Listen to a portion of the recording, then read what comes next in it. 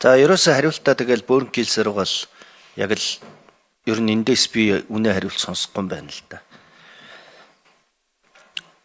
Улаанбаатар хот гэд түрүүн хэллээ пэйж 10,000 лайктай мөн үү те? За 10,000 лайктай байна. Улаанбаатар хот маань сая 700,000 хүнтэй. Тэгээд тэр 10,000 хүн хэдэн төрийн албаагч хэдэн яг иргэд байгаа вэ? Тэр бол одоо яг үнэхээр төлөөлж чадах юм уу?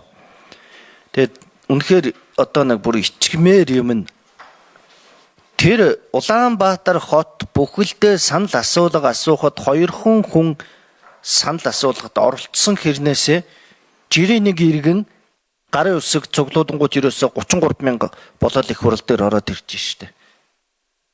Тэгэхээр энэ дээр бас та нар байна бодоорой.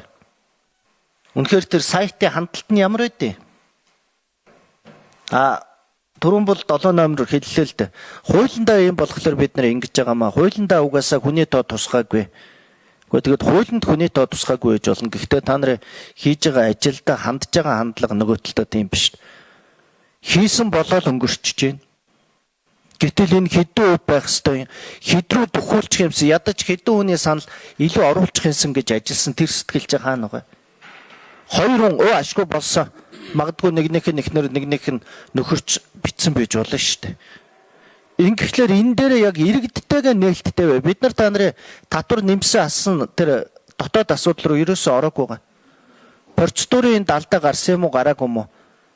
Гэхдээ яагаад тэгвэл тэр 2 хүн гэдэг чинь өөрөө алдаа байгааг илэрхийлээд байна шүү дээ. Дахиад хэлье. Улаанбаатар хот одоо ажиллаж байгаа ажлагчдын тоон хэдв? Нийт бүрэлдэхүүн.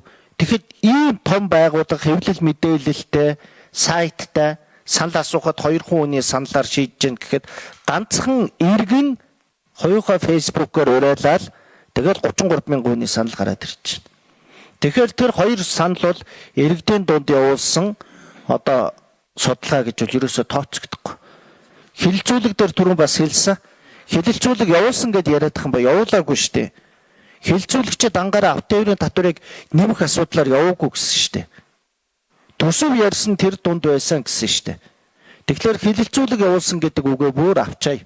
Ерөөсөө ганц бодиттой мэдээгээвэл иргэдээс авсан санал асуулга авсан тэр нь Улаанбаатар хотын сайтаараа авсан 2 хүн хариулсан гэдэг л юм байгаа юм байна.